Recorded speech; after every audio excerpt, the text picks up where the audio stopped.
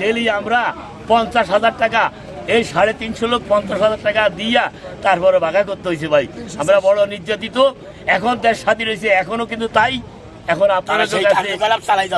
আপনাদের কাছে আমাদের আবেদন, এখন কি করতে হবে? মূল দাবিটা হলো আমরা পরিশ্রম করি, এইটাই যে আমাদের কষ্টের পয়সা আমরা কোনো মুসলমানকে দেব না। এই গেল কোন দল এবং কোন নেতা শ্রমিকের কাছে চলবে না।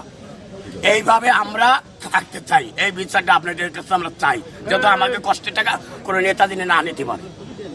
চাঁদা দিবেন না? চাঁদা দেব না, মাথায় বস্তাটাই না আমি চাঁদা দেবো আপনার। কেন আমার শরীর খাটাই আপনার টাকা দেবো? এটা হইতে পারে না, এটা কেউ আমরা মানি না। সেই কারণে আমরা আপনাদের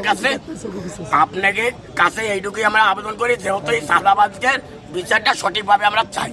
এই কিছুদিন আগে 4-5 দিন ধরে শুনি যে হুমকি ধামকি শাহিন, ওই রহমান, তারপরে এরা এই যারা কিছু এরা বিভিন্ন ধরনের হুমকি ধামকি দিচ্ছে। অমুকে বাজারে ঢুকতে দেবে না, তমুকে বাজারে ঢুকতে দেবে না।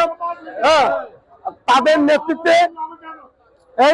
নেতৃত্বে এই কাজগুলো হচ্ছে।